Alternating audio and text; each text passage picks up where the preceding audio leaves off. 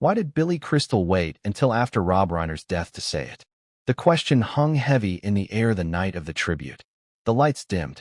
The crowd of Hollywood elites leaned forward, expecting a rehearsed memory, maybe a joke, maybe a tear. Instead, silence.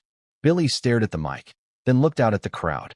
Before we continue, please hit the like button, subscribe to the channel, and turn on the notification bell for updates. And then he said the one thing that would hijack every headline the next morning. Rob wasn't happy. He was planning something big.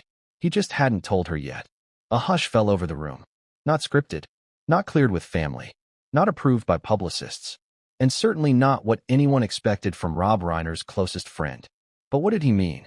What was Rob hiding? And more importantly, why was this secret kept buried until after his brutal death? You probably know Rob Reiner as the mastermind behind The Princess Bride, When Harry Met Sally, A Few Good Men. Feel-good films. Films that made you laugh, cry, and believe in love, truth, and triumph. He was the Hollywood nice guy, the director who told stories that restored your faith in humanity. But behind the scenes, in his own $13.5 million Brentwood estate, the story was spiraling toward a very different ending. Bloody, twisted, and filled with secrets. Let's rewind. December. Los Angeles. A gated mansion in Brentwood. Neighbors reported nothing unusual. No screams. No alarms. Nothing out of place. And yet, inside that luxurious home, Rob Reiner and his wife Michelle were being stabbed to death. Over a dozen times each, according to preliminary autopsy leaks. Their bodies weren't found by police. Not at first. They were discovered by their daughter, Romy Reiner, 27 years old, full of promise. Still carrying the trauma in her eyes when she made that 911 call. What she said to police: "There's someone in this family. Someone dangerous. Start with them."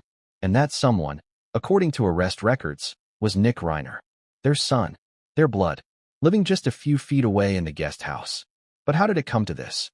What twisted tension built beneath that roof for decades, unseen by the cameras, unknown to the fans?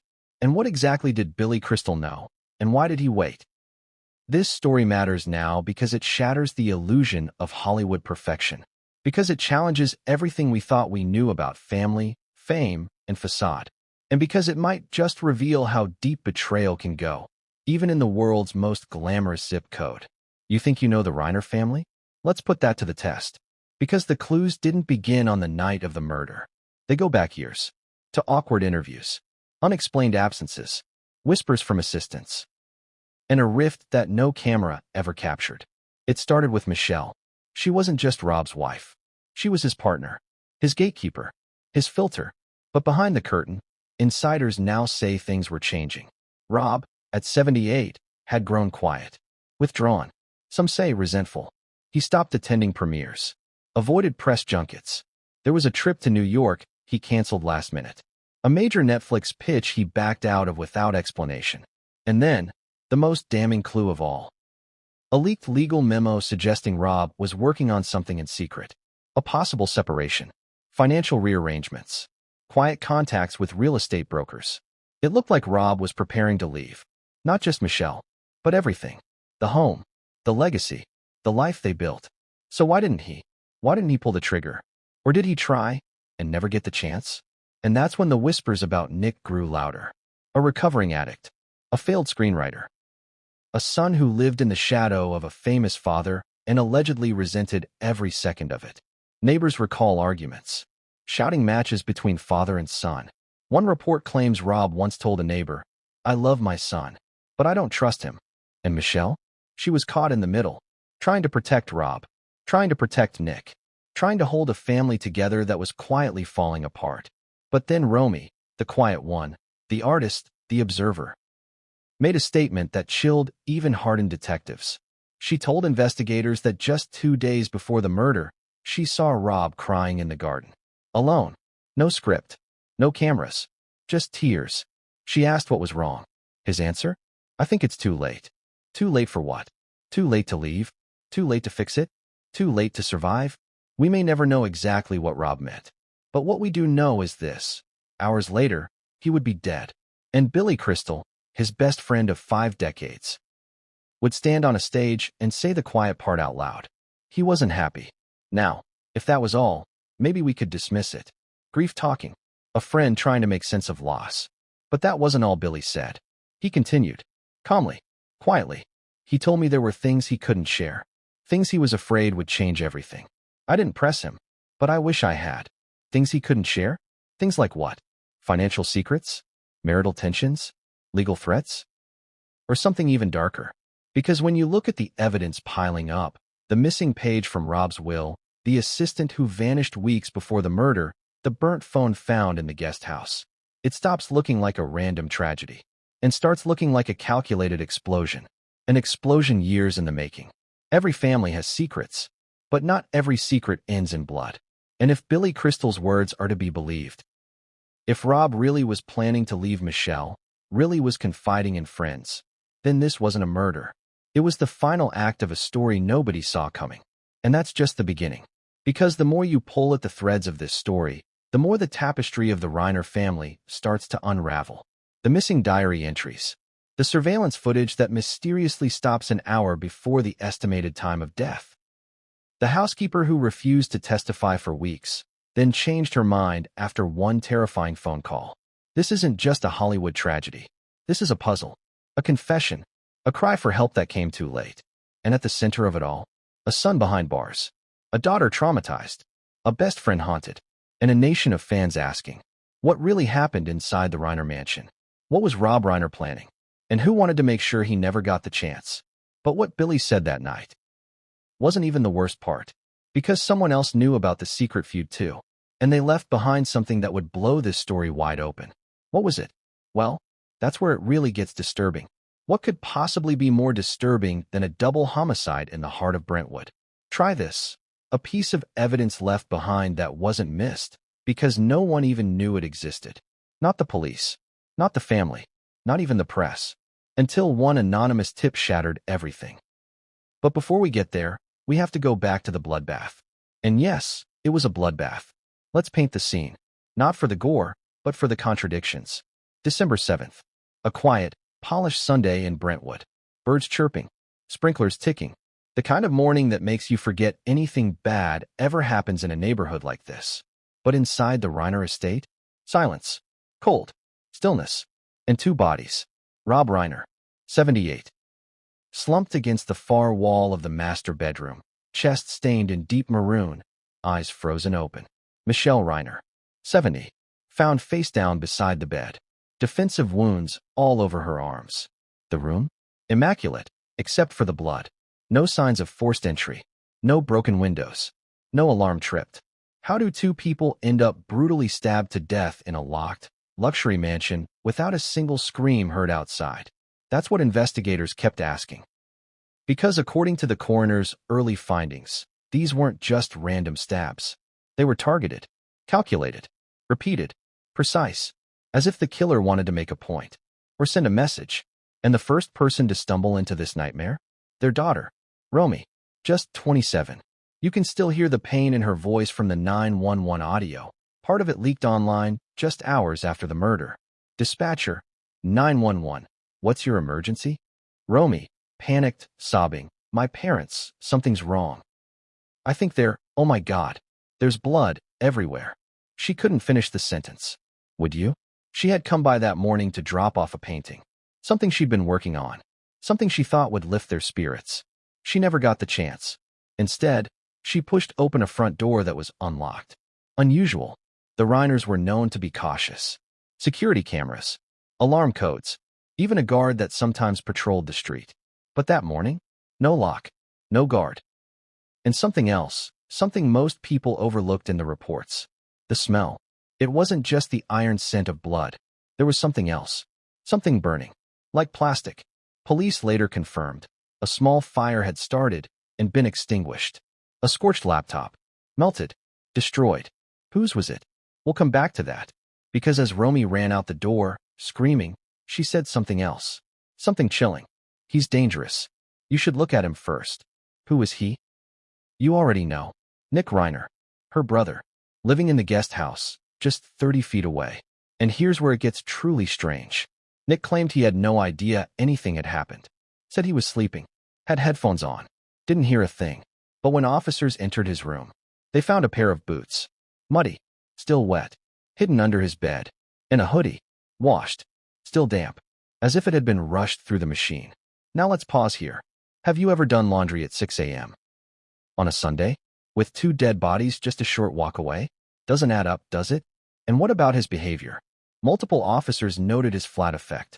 No panic, no outrage, no disbelief, just a blank stare. And one line. It wasn't me. Nobody asked him yet, but he said it anyway. That's what made police raise eyebrows. But they weren't ready to charge him yet. Not without more. So they started going room to room, looking for clues. And that's when they found the bedroom. Rob and Michelle's sanctuary. Or at least, it had been. Until someone turned it into a message. Because this wasn't just murder. This was symbolic. The couple's wedding photo, smashed. Their anniversary book, torn in half. And beside Rob's body, placed carefully, almost tenderly, was a note. Written on the back of a script page. 5 words. I warned you. You didn't listen. Whose handwriting? Still under analysis. But family sources claim it's not Rob's. Not Michelle's. So whose was it? And then, perhaps most disturbing, came the discovery of the third meal. The table was set for 3. 3 plates. 3 wine glasses. All poured. Half a steak. Cut. Barely touched. Who was the third person? That's the question investigators can't answer. Because no fingerprints were found on that third glass. Wiped clean. Intentionally. But here's the kicker. There was security footage. The Reiners had cameras on all entrances. Backyard. Garage. Front porch. But guess what? From 11:52 p.m. to 2:36 a.m., the footage cuts out. Complete blackout. Someone disabled it. Manually. And the only people who knew the override codes? Rob, Michelle, and Nick. But the most haunting clue was discovered not by police. Not by Romy. Not even by detectives. It was found by a maid. 2 days later. She returned to collect her things. Didn't know she'd be walking into an active crime scene. As she opened the linen closet, something slipped out of the towel stack. A small, blood-spotted envelope. No address. Just a single name scrawled across it. Romy. Inside. A photo. Rob and Michelle. Smiling. Standing in front of their home. And on the back, a message, handwritten in Rob's script. If anything happens to us, trust your instincts. That was it. No date. No explanation. Just a quiet warning from a father who may have known, deep down, that something was coming. Did Romy ever see that letter? No, because before the maid could hand it over, it disappeared. She placed it on the kitchen counter, left the room, came back minutes later, gone. Who took it? Was it destroyed? Or does someone still have it? That brings us back to the anonymous tip. A call placed to the Brentwood PD. Blocked number. Distorted voice. But the message was clear. You're looking at this the wrong way. There was another person in that house. And they left something behind. A coded clue? A symbolic object? Police won't say. Not yet. But we've spoken to someone, a private investigator who claims he was hired by a concerned Hollywood figure to dig deeper. And what he found might be the break no one saw coming. But before we go there, let me ask you this. What kind of son lives steps away from his parents' murder scene and claims he heard nothing? What kind of family feud runs so deep that a daughter feels compelled to say, start with him? And what kind of friend waits until after the funeral to reveal that the victim had plans to leave everything behind? This isn't just about murder. It's about motive. It's about money, betrayal, and secrets that were never meant to see the light of day. But what came next would change everything, and no one saw it coming. What came next? An arrest. But not the kind of arrest you expect when the son of a Hollywood legend is dragged into a double murder. No cuffs on the street. No dramatic raid. It was quiet. Clinical. Like the LAPD already knew how delicate this would be. Nick Reiner, 32 years old. Son of Rob and Michelle. Writer. Recovering addict. Former golden boy turned family liability. They brought him in from the guest house, where he'd been oddly calm. Too calm, some said. He didn't resist. Didn't argue. Just looked down and whispered, I knew it would come to this. And that one line sent shivers through the station. Who says that? Who expects to be arrested after their parents are butchered in the main house? Let's rewind the tape. Because to understand Nick's arrest, you have to understand Nick. Not the public persona. Not the Instagram posts of his rehab recovery. not the hand-me-down Hollywood connections. You have to go back to the years when everything started to crack. And it starts in the shadow of his father. Imagine growing up as the son of Rob Reiner, acclaimed director, cultural icon, political voice, a man who told the world stories while barely able to handle his own. Nick was never supposed to outdo his father. That's not how Hollywood works when your dad is a titan. He was supposed to mirror him, follow the formula, make a few films, keep the family name glowing. Instead, Nick spiraled. Hard. Multiple rehab stints by age 23. Cocaine. Pills. Public incidents hushed up by lawyers. Rumors of a bar fight with a well-known producer's son. A crash involving a rented Aston Martin that mysteriously vanished from LAPD records. Rob paid for all of it. Not just with money. With silence. He never publicly acknowledged Nick's struggles. Never addressed the rumors. Behind the scenes, he was furious. More than one friend claimed Rob confided that Nick is going to destroy everything I built. Still, he didn't cut him off. He let Nick live in the guest house. Even gave him a shot at screenwriting. Remember Being Charlie? A little indie film that flopped in under a week? Guess who wrote it? Nick. Guess who directed it? Rob. It was supposed to be Nick's comeback. His moment to prove he had the family gene. Instead, the reviews were brutal. Tone-deaf.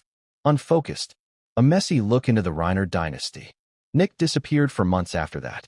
And when he came back, something had changed. Neighbors described him as darker, withdrawn, short-tempered. There were reports, never confirmed, of screaming matches with Michelle. A landscaper even claimed he saw Nick punch a garden table during one blow-up. But perhaps the most telling incident came from a former family assistant. She worked with the Reiners for nearly a decade. Left abruptly 2 months before the murders. Her final words to a friend? I'm not afraid of Rob. I'm afraid of Nick. Let that sink in. And here's where it gets more unsettling. Nick had motive. Real motive. 3 weeks before the murder, Rob met with a new estate attorney. Quiet meeting. No public filings yet. But a source close to the legal firm claims Rob was revising his will, removing Nick from key financial assets. Why? The reason, allegedly, was trust. Rob no longer believed Nick could handle what was coming. And what was coming? The full estate. Millions in royalties. Property in California and upstate New York. And control over Reiner's production company holdings. All of that. On the line. Now put yourself in Nick's shoes. Living in the shadow of a father who doesn't trust you. A mother who allegedly wanted to send you away, again. And a sister who's been pulling away for years. The walls were closing in. And then, the night of the murders. The timeline is damning. Let's break it down. 9:22 p.m., security logs show Rob sends an email to his lawyer. Subject line, final update. Contents unknown. The email was never received. Possibly deleted or intercepted. 10:15 p.m. Romy leaves the house, saying goodnight to Nick. Reiner was not the man the world thought he was. And Rob Reiner may have known that, far too late. Still, there's one unanswered question. A single mystery that casts doubt on everything we've covered. Who was the third guest at the dinner table? Because if it wasn't Nick, then someone else was inside that house. And what they left behind could change the entire case. What if the person who knew the truth wasn't in that house at all? What if the most dangerous secret was spoken miles away, under stage lights, into a microphone no one expected to be turned on? Because the moment Billy Crystal opened his mouth, this story stopped being a private family tragedy. It became a public reckoning. And it started with a pause. A long one. You could hear the crowd shift in their seats. Hollywood doesn't like silence. Silence invites truth. Silence makes people uncomfortable. Billy Crystal stood there, hands clasped, eyes glassy. This wasn't the fast-talking comic. This wasn't the man who hosted the Oscars 9 times with perfectly timed jokes. This was a friend who knew something. And when he finally spoke, it wasn't loud. It was quiet. Too quiet. Everyone keeps saying Rob had it all, Billy said. But that's not the Rob I talked to at the end. You could feel the temperature in the room drop. What does at the end mean? End of his career? End of his marriage? Or end of his life? Billy went on. He was tired. Not that I need a nap kind of tired. The kind that settles into your bones when you've been carrying something alone. Carrying what? That's when Billy said the line that detonated this entire case. He told me there were things he couldn't share. Things that would change everything. He said he was planning to leave. Leave where? Leave whom? The room froze. Publicists panicked backstage. Family members exchanged looks. And just like that, the narrative shattered. Because until that moment, the official story was simple. A loving couple, a shocking tragedy, a troubled son. But Billy Crystal just introduced a new variable. Rob Reiner was planning to leave. And not just the house, not just the marriage, everything. So let's rewind again. Billy and Rob weren't casual friends. They weren't Hollywood friends. They were brothers in all but blood. They met decades ago, shared stages, shared politics, shared personal heartbreaks. When Rob struggled early in his career, Billy stood by him. When Billy lost family members, Rob was one of the first calls. They had a rule: no lies, ever. So when Billy says Rob confided something serious, that matters. Sources close to Billy say those final conversations were different. Rob wasn't joking, wasn't venting. He was deliberate. He asked pointed questions. What would you do if you realized you stayed too long? How do you leave without destroying everyone? Is it selfish to choose peace this late in life? Billy didn't know how to answer. Neither would you. Because leaving at 78 isn't like leaving at 38. There's legacy, money, children, public image, and fear, especially fear. Billy allegedly urged Rob to slow down, to talk to Michelle, to seek counseling. Rob shook his head. He said talking wouldn't fix it anymore. Billy later told a close associate. That line alone changes everything, because it suggests this wasn't a sudden impulse. It was a long brewing decision, one that may have terrified more than just Rob. Now here's the part no one wants to talk about. Billy didn't speak immediately after the murders. He stayed silent. For days. Weeks. Why? According to people close to him, Billy was warned. Warned not to speculate. Warned not to complicate an active investigation. Warned that anything he said could hurt the family. But then something happened. Something that pushed him over the edge. An arrest. Nick Reiner. The moment Billy saw Nick's face on the news, expressionless, eyes hollow, he reportedly turned to his wife and said, "This isn't the whole story." Because Billy knew something else. Something he hadn't shared publicly. Rob had told him he felt unsafe. Not in the city. Not politically. At home. Let that sink in. Unsafe. In his own house. Billy didn't name names on stage. He didn't accuse anyone. But his words opened the door to a possibility no one wanted to consider. What if Rob wasn't just planning to leave? What if he was trying to protect himself? And here's where the timeline becomes chilling. 2 weeks before the murders, Rob and Billy had their last conversation. It wasn't long, but it was intense. Rob told Billy he was organizing documents, financial papers, legal notes, personal letters. He said he wanted things in order, Billy recalled. In order for what? Rob didn't answer. Instead, he said something cryptic. If anything happens, I need you to remember I didn't imagine this. Didn't imagine what? A threat? A betrayal? Or a plan that someone else discovered? Billy brushed it off at the time. He regrets that now. Because when police later revealed a missing page from Rob's will, Billy's blood ran cold. Because Rob had mentioned the will. Not casually. Urgently. And then there's Michelle. Billy's relationship with her was complicated. They were cordial, respectful, but not close.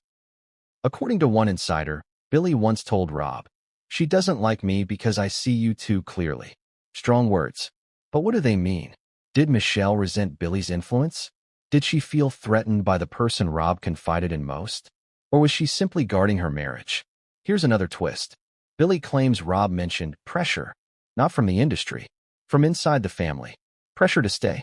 Pressure to keep things as they were. Pressure not to embarrass anyone. Who applies that kind of pressure? A spouse? A child? Both? Billy won't say. But he did say this. He felt trapped. That word again. Trapped. Not bored. Not restless. Trapped. And people who feel trapped eventually try to escape. Sometimes quietly. Sometimes not. Now let's talk about the night of the murders again. Because Billy wasn't home. He wasn't in the state. But he received a call. Or rather, a voicemail. Left at 11:48 p.m. From Rob. Never answered. The message? Just breathing. Heavy. Uneven. Then a single word. Sorry. Billy didn't hear it until morning. By then, it was too late. Why would Rob apologize? To Billy? For what? For leaving? For not listening? For not acting sooner? Or for putting Billy in the impossible position of knowing and doing nothing? Billy turned that voicemail over to police. But here's the problem. It vanished. Not deleted. Not erased. Just missing. The phone logs show the call. But the file? Gone. Police won't explain how that happens. Billy won't speculate. But he knows what he heard. And he knows what Rob meant. Which brings us to the most unsettling part of Billy's silence. The part he still hasn't said out loud. Friends claim Billy believes Rob was afraid of someone close to him. Someone he loved. Someone who knew his routines, his fears, his plans. And if that person learned Rob was planning to leave, learned they were about to lose control, that changes motive. Suddenly, this isn't just about Nick. It's about who had the most to lose. Money, power, image, control. And Billy Crystal just told the world that Rob Reiner was on the verge of changing everything. So ask yourself this. If you were that person, if you stood to lose it all, what would you do? Because Billy breaking his silence didn't just add context. It added danger. It shifted the spotlight. And it made one thing painfully clear. Rob Reiner didn't die unaware. He died trying to get out. But here's the final twist. Billy wasn't the only one Rob confided in. Someone else knew about the plan. Someone inside the house. And they left behind proof. Proof that was never meant to be found. And when investigators finally uncovered it, everything changed. Every marriage has its cracks. Some hide them well. Others paint over them with smiles, staged photos, and anniversary speeches. But when the cameras turn off, when no one's watching, that's when the truth leaks through. And for Rob and Michelle Reiner, the truth had been leaking for years. At first glance, they were perfect. Hollywood royalty. She was elegant, supportive, often introduced as the quiet force behind Rob's success. He was creative, political, a man who built his career on stories about love and hope. They met in the early 80s, married in 1989.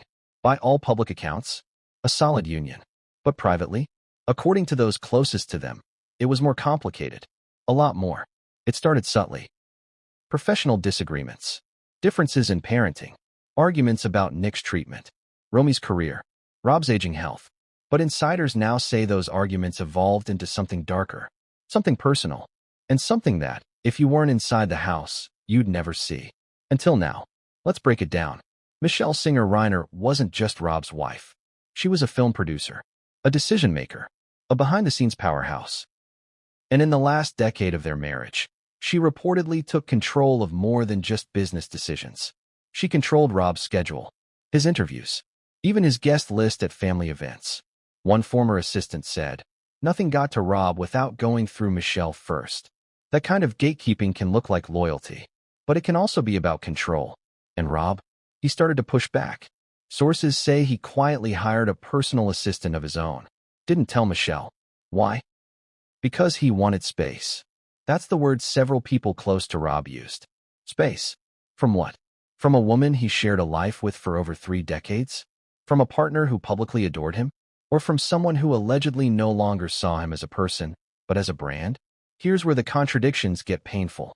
Michelle's friends describe her as a loyal, patient woman who held the family together through chaos. Rob's friends? Some paint a different picture. She was sharp. Very sharp, said one former colleague. But sometimes it felt like she ran the house like a company. Cold, efficient, unyielding. And that worked for a long time. Until it didn't. Until Rob started talking about leaving. That wasn't a rumor. That was real.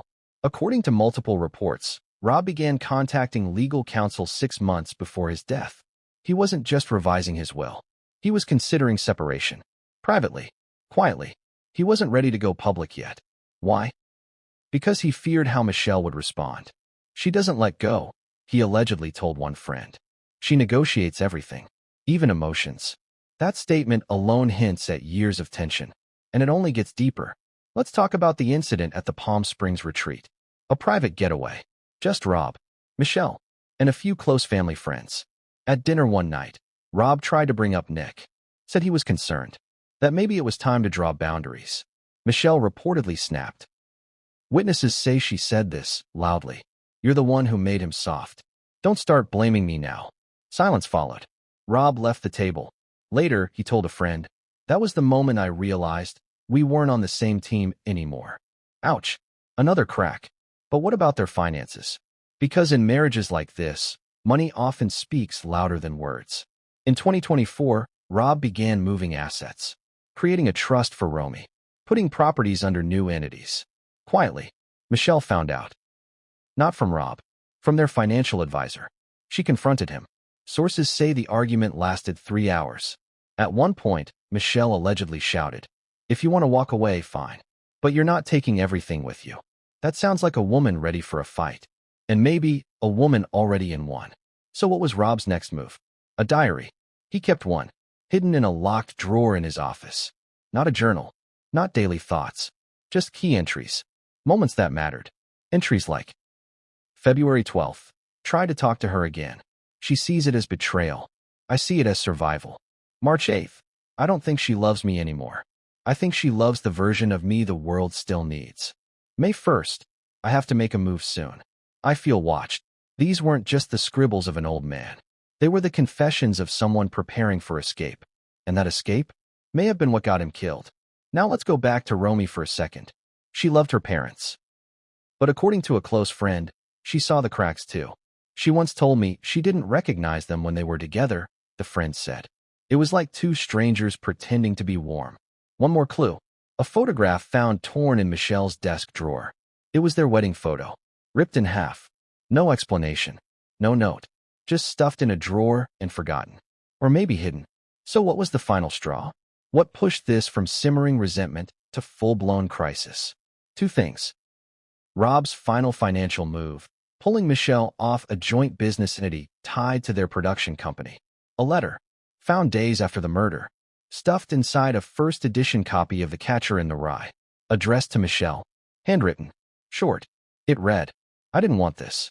I didn't want to end like this. But I can't stay. You don't see me anymore. Signed, R. That letter was never delivered. Because Rob never had the chance. So did Michelle discover the letter?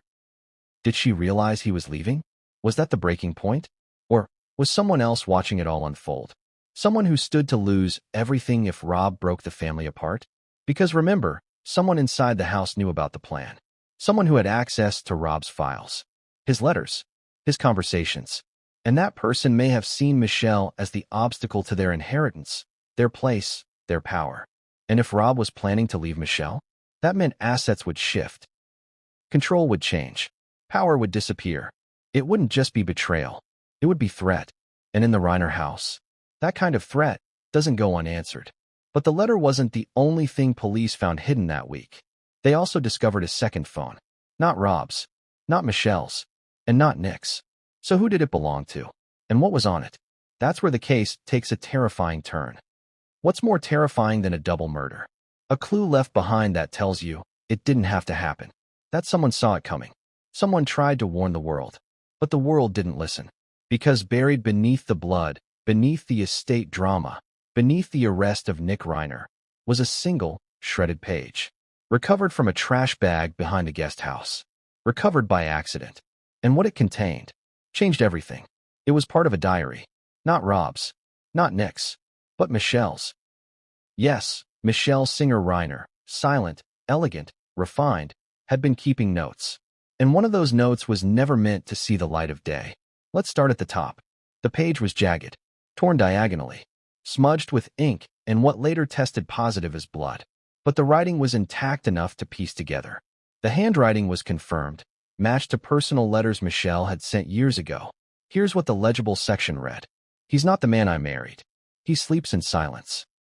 But I know he's planning something. He thinks I don't see. But I do. I hear whispers. I read the files he thinks he's hidden. I've already spoken to the one person who understands what must be done. If Rob leaves, that's where the entry ends. Torn. Almost deliberately. But think about that. If Rob leaves, what happens? Does she tell the press? Does she file first? Or does she do something worse? And who is the one person who understands what must be done? Nick? Someone else? Let's zoom out. Why was this diary page in the trash behind the guest house? Did Michelle discard it herself? Did someone else find it and try to destroy it? And more importantly, why was it torn in half and only one half recovered? There are theories. One is that Rob himself found the diary, tore out the page, and discarded it in a moment of disbelief. Another is that Nick found it, that he read it, and it triggered something. If you were an unstable son, living in the guest house, isolated and angry, and you discovered that your mother was conspiring to stop your father from leaving, would you stay silent? Would you wait? Or would you act? But here's the twist. This wasn't the only page Michelle wrote. Far from it. When investigators traced the trash contents further, they found fragments of other pages. Burnt, ripped, unreadable. But one contained 3 words, scrawled in the corner. He said goodbye. Who was he? Rob? Nick? Was this Michelle documenting her heartbreak? Or her plan? Now let's rewind. A week before the murders, Michelle reportedly withdrew to her study for 2 full days. Didn't leave. Didn't eat much. Barely spoke. According to the housekeeper, she looked broken, but also focused. Like she had made up her mind. Made up her mind about what? Was she preparing to fight Rob in court? To confront him? Or was she writing her final thoughts before something irreversible? And here's where things get icy. A second handwriting expert, brought in privately by Romy's legal team, reviewed the diary page. Their conclusion? The writing became more frantic in the final lines. Pressure increased. Spacing widened. Letters grew erratic, indicating stress, panic, possibly fear. Which leads to another question no one wants to ask. Was Michelle afraid? Or was she the one to be feared? And if she was afraid, of whom? Nick?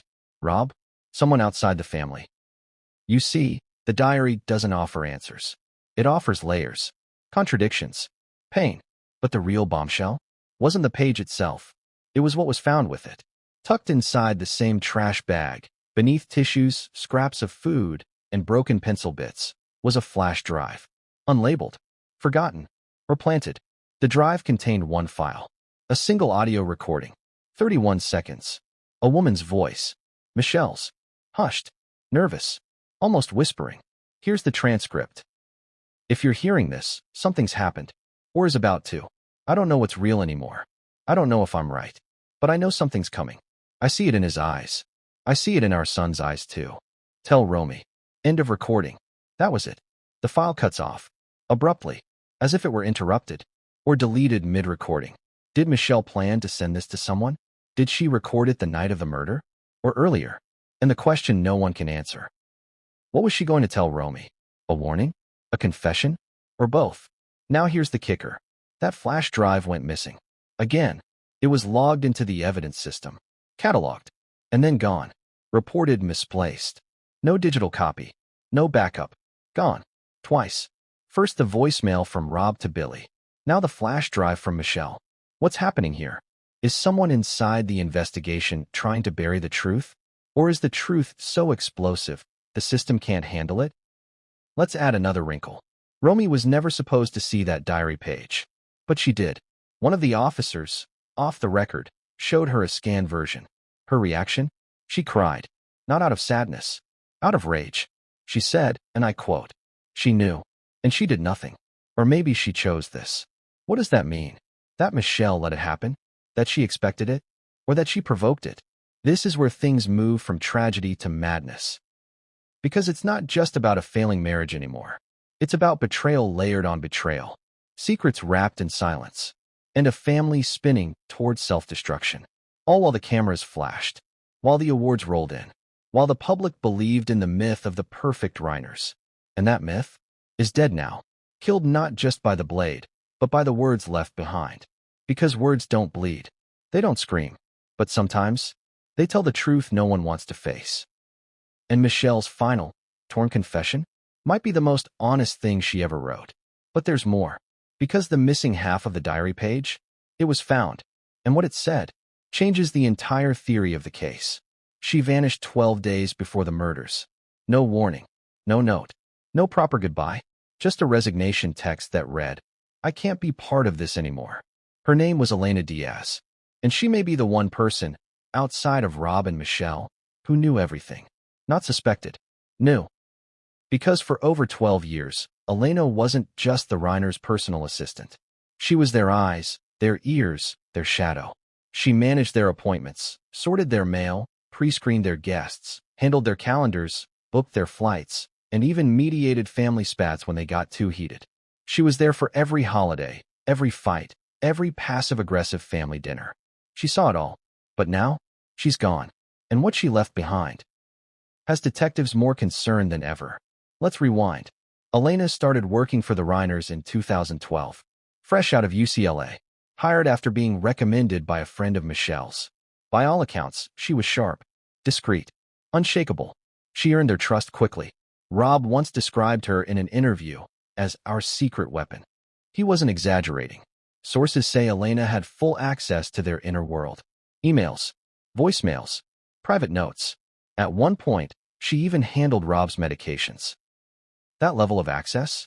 It comes with a price, because it also means you see things you're not supposed to. And according to someone close to Elena, she started seeing things that scared her. In her final month working at the Brentwood estate, Elena confided in a friend, someone she knew from college. That friend, who's asked to remain anonymous, revealed. She told me things were getting weird, that people weren't who she thought they were. When asked to clarify, the friend said, she mentioned voices at night, conversations behind closed doors, plans being made, but she wouldn't go into details. Then came the kicker. She said she found a note she wasn't supposed to find. A note, written by Rob, addressed to his lawyer, stamped confidential. It wasn't mailed.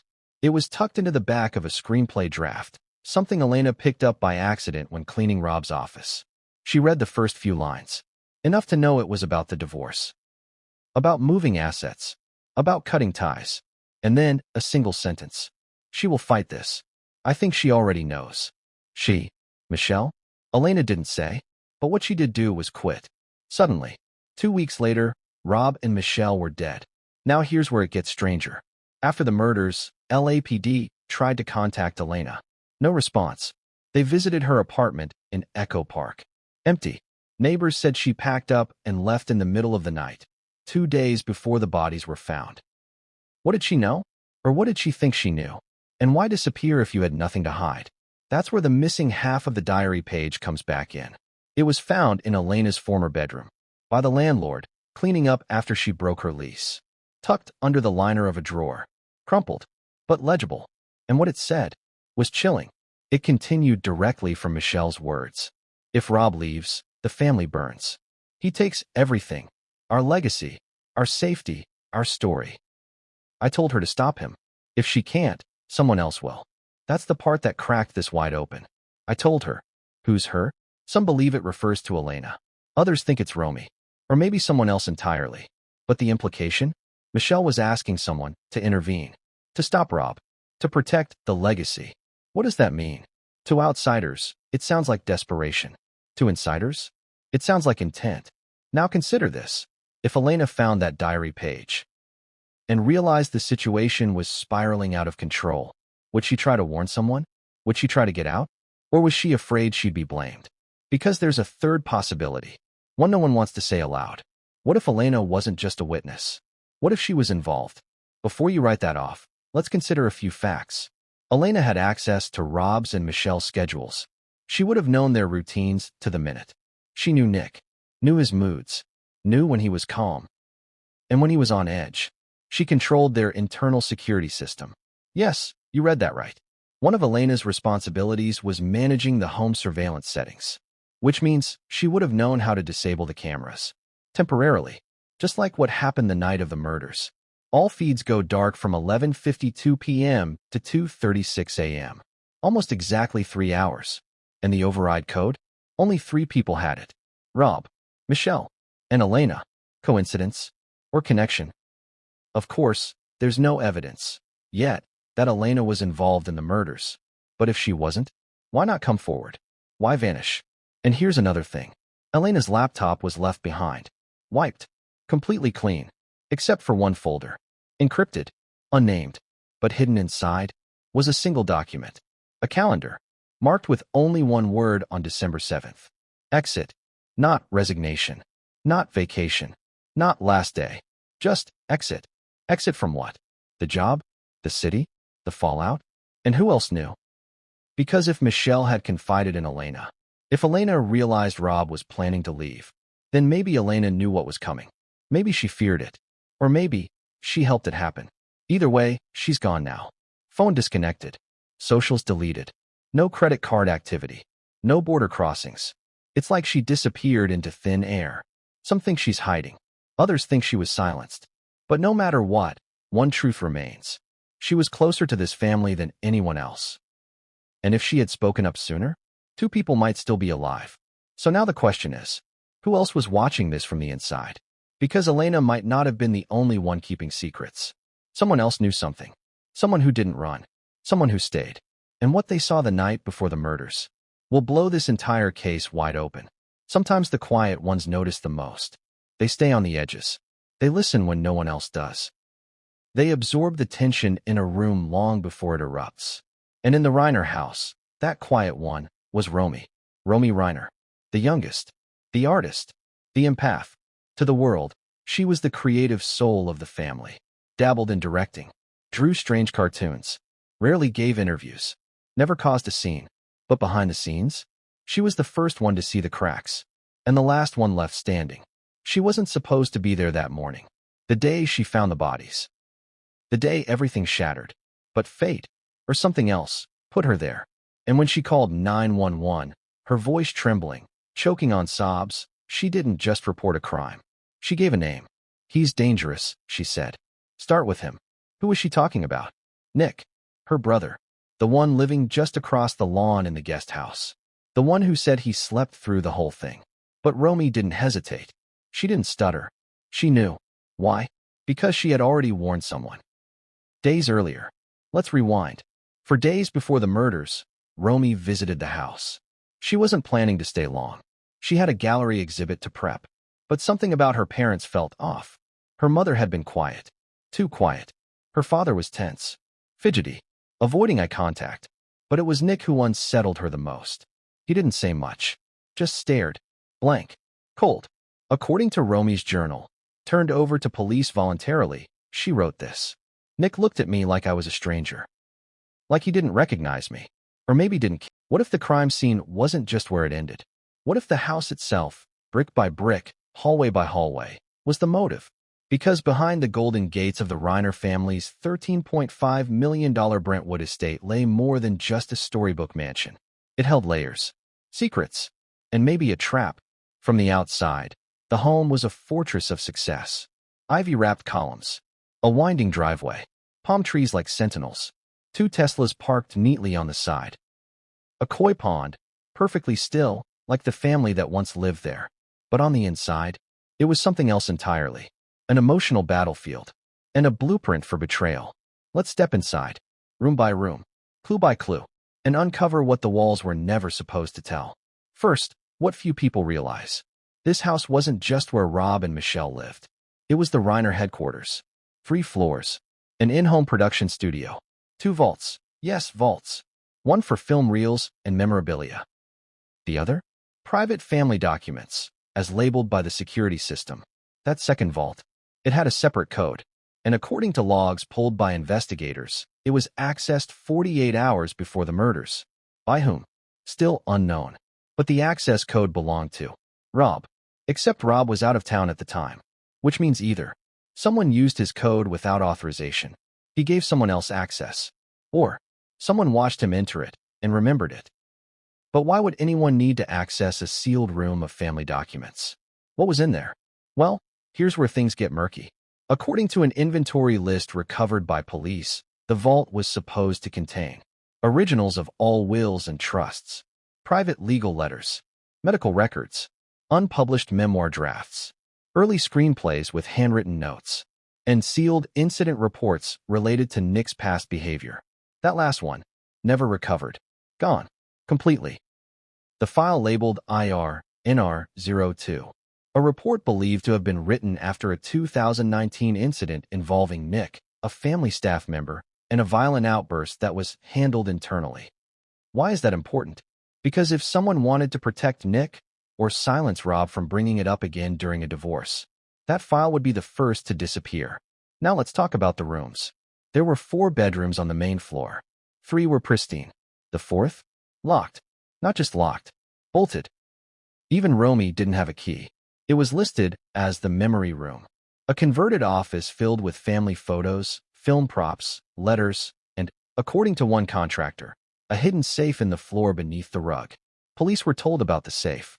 When they finally got it open, it was empty, wiped clean, no prints, no dust, like someone had been there very recently. But there was something else. The floor under the safe had scuff marks, the kind you get from moving something heavy, like a box or a case, possibly a gun safe. But here's where the house gets really strange. There was a staircase that didn't show up on the original floor plans, discovered behind a wall panel in the guest hallway.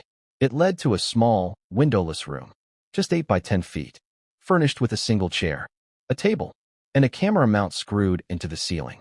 No memory card, no device, just wires. Investigators referred to it as the confession room, because that's what it felt like. A place where something was filmed, maybe interviews, maybe messages, maybe blackmail. No one knows. But Nick once told a friend in college something odd, that his parents had a panic room, somewhere secret, a place they'd go to argue where no one else could hear. Could this be that room? Or was it his? A place to record? To plan? Or worse? Let's not forget, the security system was disabled the night of the murders. But the logs showed another strange detail. An infrared sensor picked up movement in the memory room at 12:17 a.m., exactly 15 minutes after the cameras cut off. And it wasn't Rob or Michelle. They were already dead by then. So who was in the locked room? And why? Now, let's shift to the garden. Sounds peaceful, right? It wasn't. Because tucked behind the greenhouse was a small shed. It didn't appear on any of the home inspection reports. Why?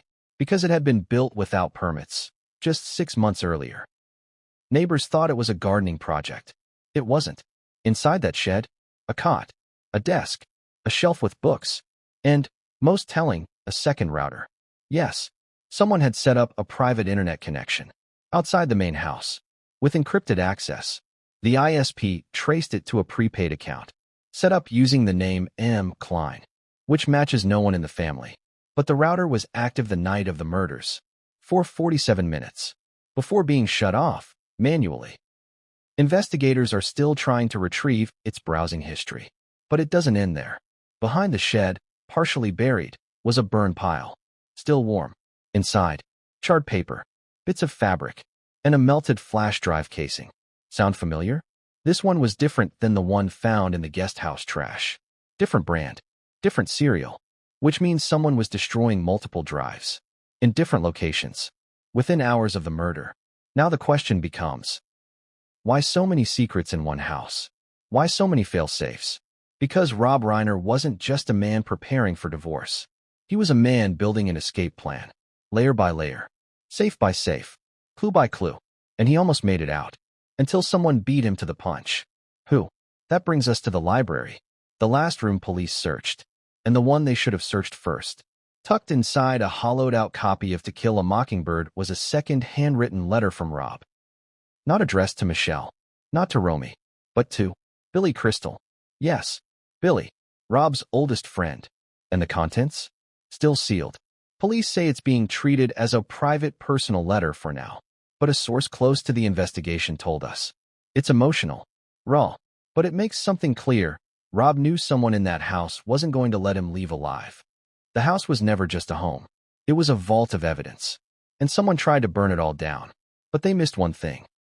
One detail so small, so personal, that they thought no one would ever find it. And that detail now sits in an evidence locker, waiting to be unlocked, waiting to answer the question no one has dared say aloud. What if this murder wasn't just personal, but strategic? Rob Reiner was a man of vision. Everyone said that.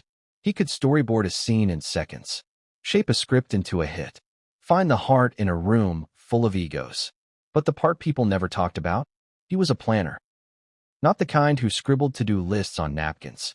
No, Rob was methodical, quiet, calculated, which makes what you're about to hear all the more haunting. Because behind the fame, behind the legacy, behind the loving husband act he kept up for years, Rob Reiner was preparing for an escape. Not just from a marriage, from a life that had become unrecognizable. Let's piece together the puzzle.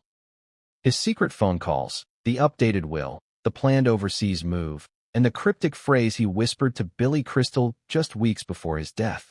I'm almost free. Almost. But not quite. Let's begin with what investigators called the exit folder. It was found on a secure, password-protected flash drive hidden inside Rob's personal studio, taped beneath the drawer of his editing bay desk. They almost missed it. Inside the folder were scanned copies of legal documents, contracts, bank authorizations, a private email thread with an estate lawyer named Thomas Wendell, located in Zurich. Why Zurich? Because that's where Rob was planning to relocate his assets. Quietly, permanently. Documents showed plans to shift over $12 million from U.S. accounts to two Swiss holding entities, one under his name and another under initials that didn't match any family members. Initials, RAR. Some speculate it stood for Rob and Romy. An inheritance trust, possibly? The point is, he was moving money, moving fast. And that wasn't all.